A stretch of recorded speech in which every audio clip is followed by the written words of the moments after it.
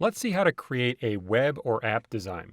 Starting with Adobe Spark. Spark Page is a web page creator that gives you a platform to share text, images, and videos on a full screen scale to give readers an in-depth experience to scroll through your slides anywhere and anytime. From there, move into Adobe XD to design and create a working prototype of your app or web design that you can share with others. Learn the basics of creating a web and app design prototype with interactivity and sharing features to share it with others as a web link or even native file. So let's start our web page design with Adobe Spark. With Adobe Spark, you can easily create a single web page. Now, there are tons of possible uses for students of all ages, maybe to tell the story of me, or to showcase class work, what you did on vacation, or even for reports. You can see a final project in the form of a Spark web page here, and this lesson is based on a lesson found on edx.adobe.com. Now, to jumpstart your project, you can start from one of the many templates available, or you can start from scratch. Now, after selecting the web page option, you'll be taken to your page. Here you can start adding your own content.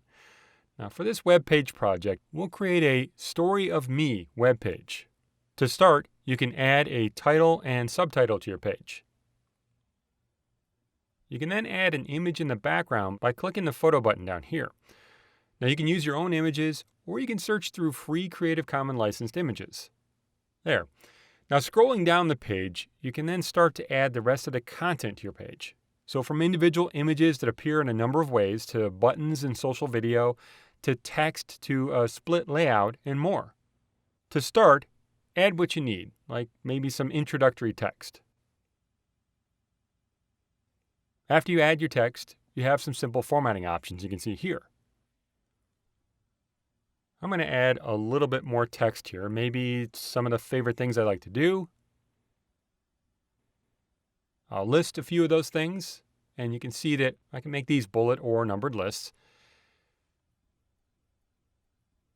Now, the next thing I might add is a grid of images to show some of these. So tapping the plus here, you can select Photo Grid. Once again, you can use your own images or search through free Creative Commons licensed images. After you find some and you add them, they can be reordered, and one can actually even be made larger like this. Okay, I like that. So I'll save it, and we can start to add a few more sections. So just watch as I run through a few. I'll add a split layout here, which means that I can add image on one side and maybe text on the other. So I'll click here and add an image. There we go. And on the other side, I'll just add a little bit of text. Now, there are a lot of things we can do in here, some really cool things as well. But Spark Page actually comes preloaded with themes that control the overall look and feel of your page. Up here, you can choose one, and it affects the text and the colors throughout the design.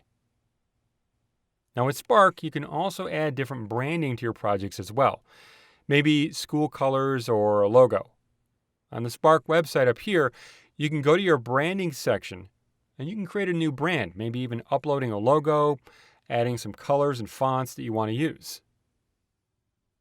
I'll choose one I've already created, and Spark will automatically place the logo and the name in the page so your brand follows you through your different projects.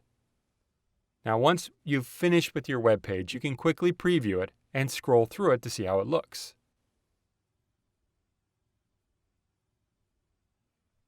Once you exit out of the preview, you can also print your page to a PDF or even a printer, or publish and copy the link to share it over the web. You can even invite others to edit the document here. That way, you can currently edit as a tag team, and only the owner can publish or update a link. For students that want to take that next step into creating web or app designs, Adobe XD is the go-to app for creating and sharing designs for websites, mobile apps, voice interfaces, games, and a lot more. Now, in this example you see here, I created a web design for a portfolio site.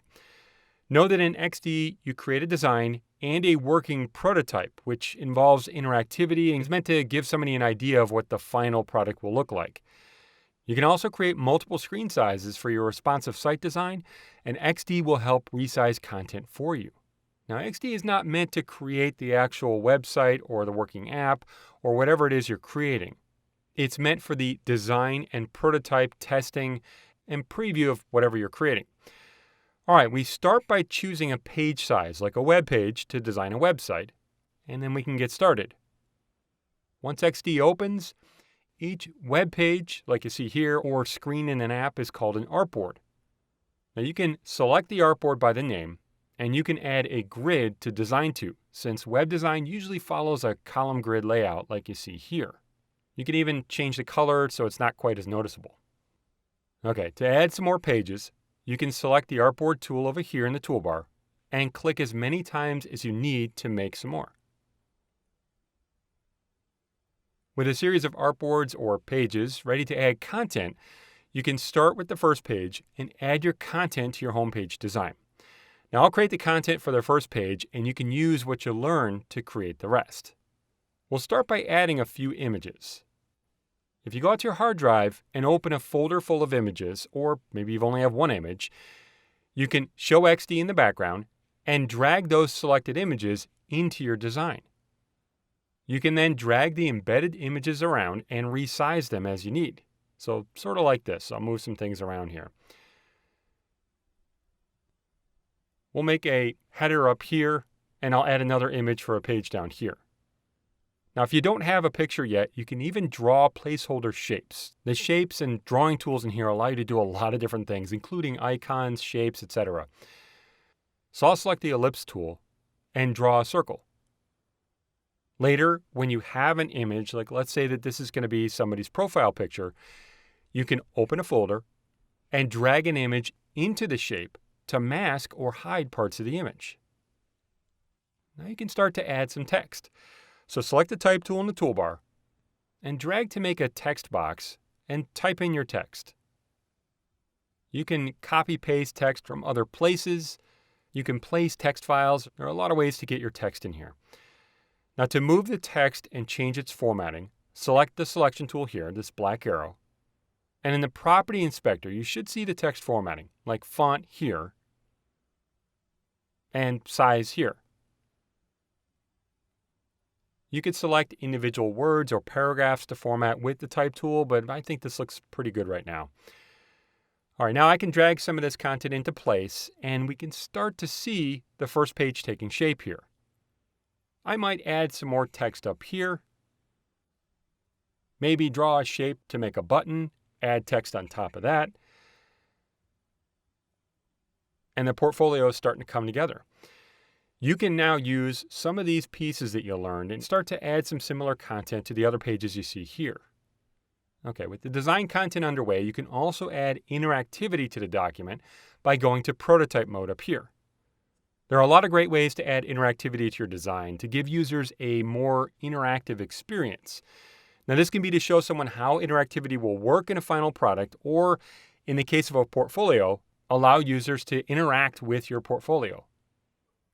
For instance, to make a simple link, you can select an object and then drag this little handle to the artboard you want to link to. Then you can set up some options over here. And there are a lot of great interactive options here. I'll keep it simple. And you can test out your link by clicking on the preview button up here, coming to the preview window, and clicking to test it out. Now, there are a lot of different types of interactivity possible.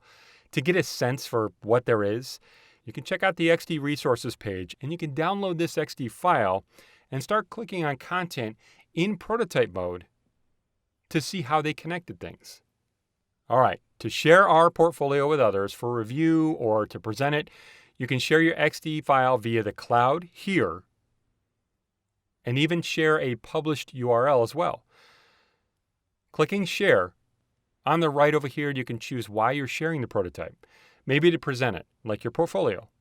You have access to settings like making it so people have to supply a password to view it, and others.